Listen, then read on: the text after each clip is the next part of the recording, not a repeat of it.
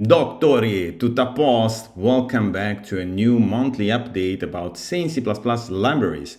That is a set of C++ platform abstraction libraries for macOS, Windows, and Linux that focuses on fast compile times, being bloat-free, simple and readable, easy to integrate, with no use of the C++ standard library and no third-party dependencies. That being said, we can go in the monthly update for July 2024. What do we have new? There is this SCExample, which is an example application that was already existing in the previous monthly update, but I've been expanding it a little bit, trying to take the hot reload example and making it like the infrastructure of the example application. I should probably make it plural, yes. So every example that exists in this examples folder will get a new tab into the application, which we can see. Let me run it. So now we have a single one, but if I add a new one, it will, sync the registry and it will be shown here. It's not loaded now. When I click on it, it will freeze for a second because it's actually compiling it, and I can play with the example. So this is a piece of code that has been copied from the I'm GUI demo. I think it's the Canvas example. But the point here is showing how the serialization system has been implemented, which means it can serialize things to JSON or to a binary file. So for example, let me try to create another, some other lines. I can save them to binary. Now I can load from JSON and I can load from binary. The files are at this path, which we can see here. I mean, we can even show it, I think, yes. So this is the JSON file, and I can put it here and look at it. I can maybe remove all, save to JSON, and you see this is what happens. But the cool part is that if I have the state of the application already in place like this, because I loaded from binary, I can make changes to the application and the state will be persist. So for example, I'm changing now the color in which this is being drawn. The lines are now red, and I can restore it, and it's all keeping the state of the application. But not only. Let's see what else can I do. I could be adding where is it? Where is the declaration of the structure? Okay, this is the data structure that holds the model state, which is basically this IM vector of points, which is the vector object that exists in IM GUI. And this IM vector object is now known to the reflection and serialization system through a little bit of code or boilerplate, if you want, that you need to write here. It's not crazy amount of boilerplate, I think, but anyway, that's what you need to write. You need to, teach the system how to access the data of the vector and teach the reflection system what are the types that are being wrapped by the vector. But once you do that, let's say we want to be adding a new field, let's say a bool, I don't know, some option. And I can just say reflect struct field 1, some option, and maybe enable grid. Let me add the checkbox. This is some option. I have model dot some option. The autocomplete never works when I need it. Anyway, is it correct? Well, worst case, it will error out. So, this is also a new thing. Now you will see if there is an error, it will be shown here. One error generated. What is the error? Maybe I could look at here. No member named some option. Where should I look for it? Model state dot some option. Okay, that looks better. Okay, this has been saved, but of course I lost the option that I have been adding because I'm not serializing the state when there is an actual error. So let's try again. Let me remove it. So this is where we started. So I'm creating some data.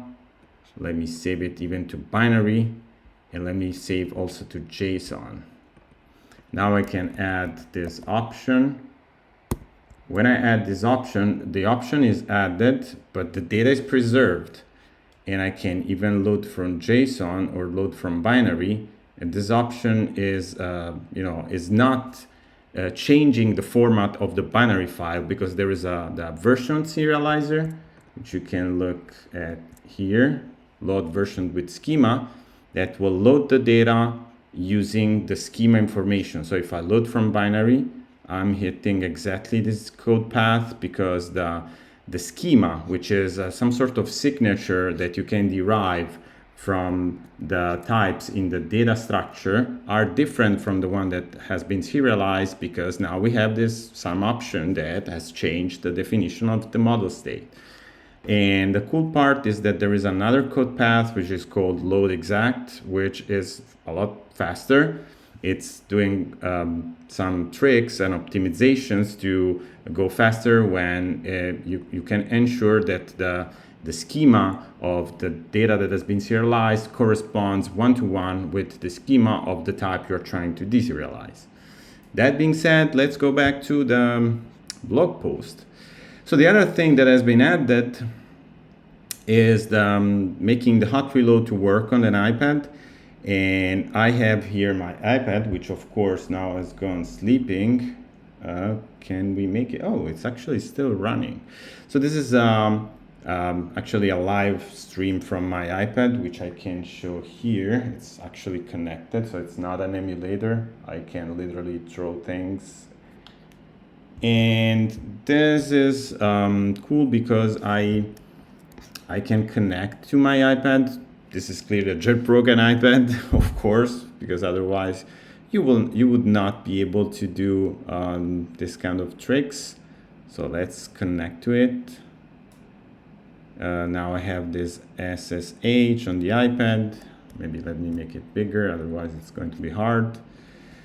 I can SSH into it.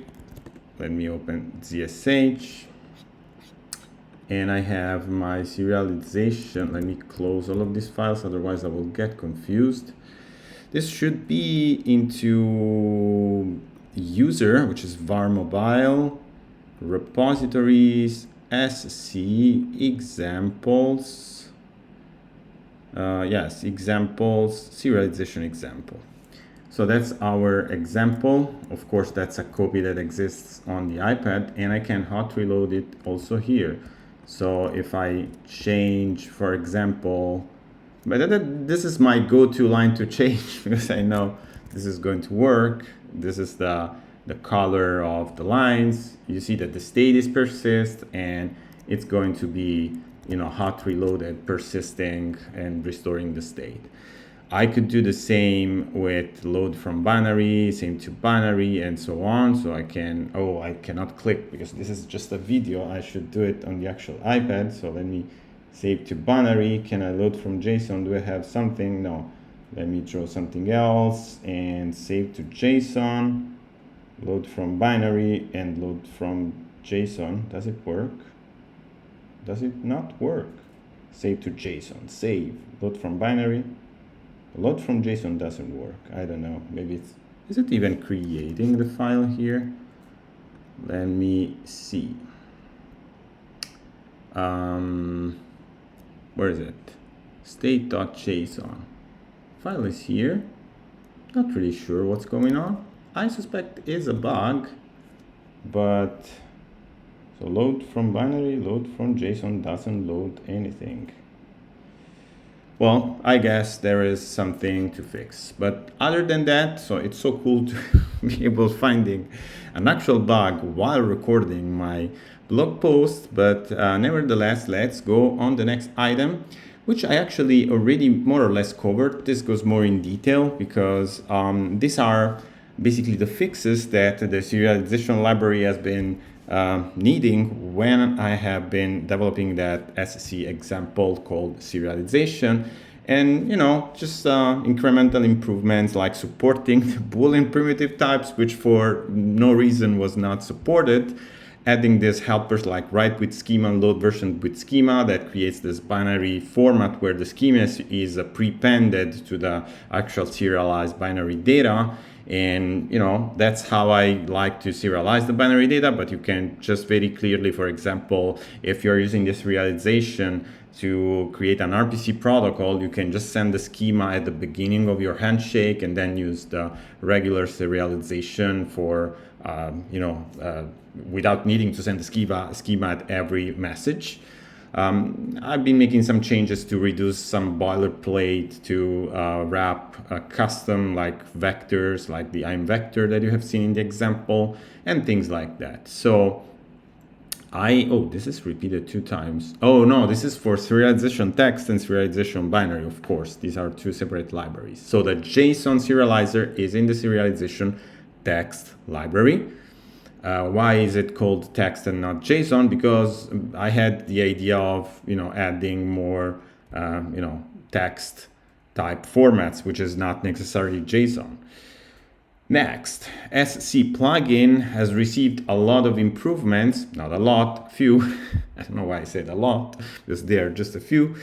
The most notable is actually capturing the compiler and linker output, which you have seen here. Where is it? It's here. Oh, I'm in the debugger. Okay, sorry.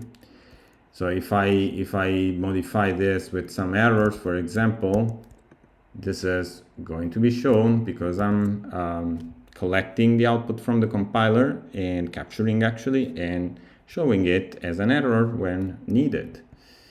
SC build, the beautiful handmade build system that exists in Sane C libraries. I would like to, repeat once more that this is not required to use this, build system to use Sane C libraries. To use Sane C libraries, you just have to include a single file, which is bindings cpp, sc.cpp. You see, it's a Unity build file, and then you just include whatever you want from the libraries.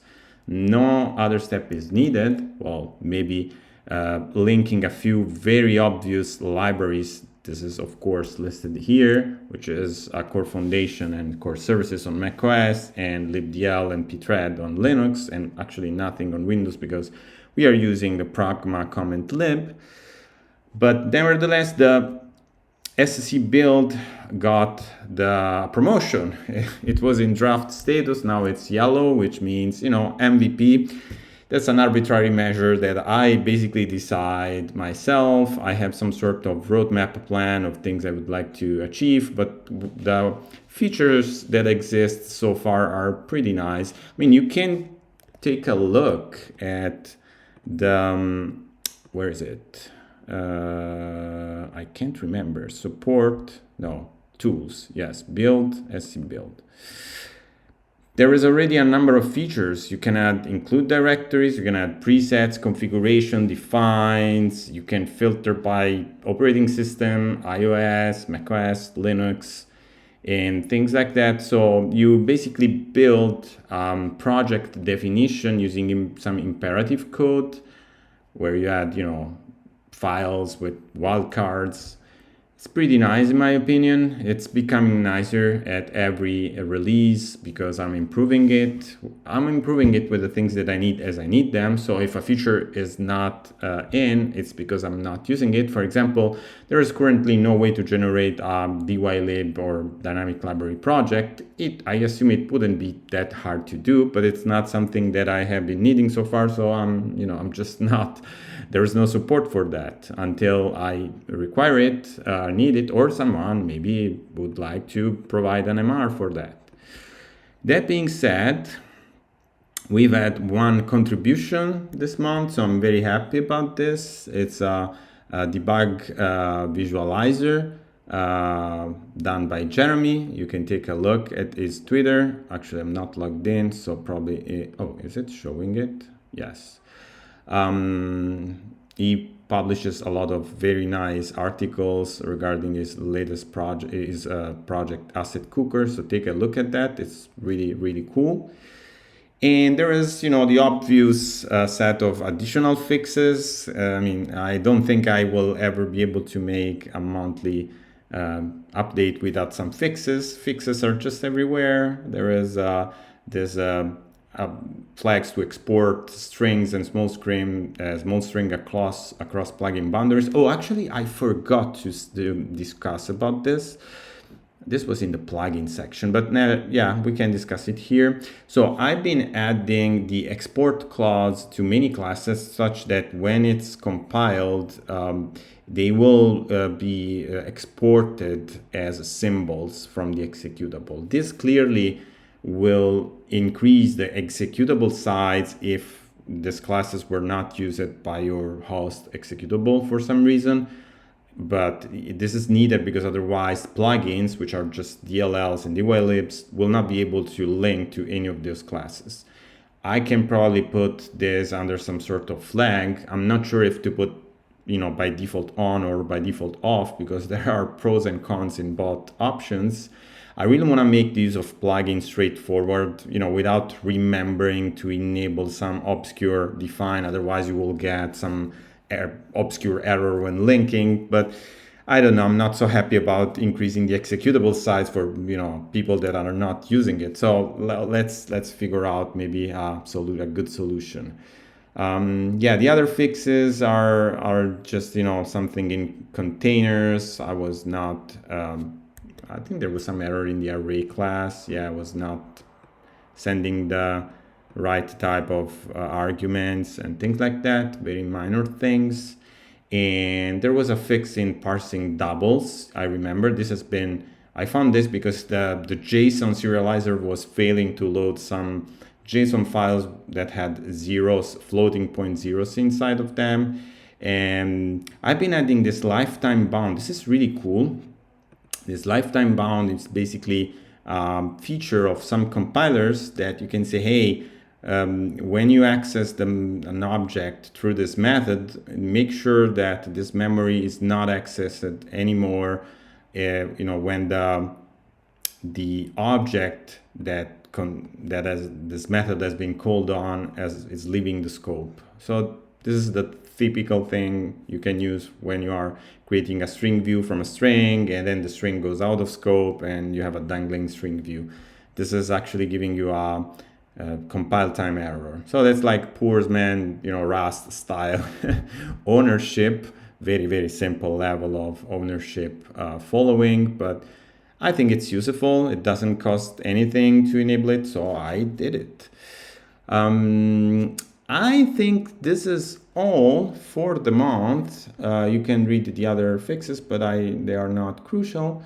I hope you enjoyed this video, so please let me know if there is anything that is interesting for you about what has been published this month. You can join the Discord if you like, or just write a message on the GitHub discussions or anywhere else you like, even on Twitter.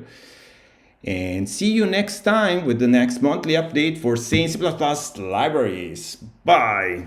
Bye. Where do I stop this? Where do I stop this?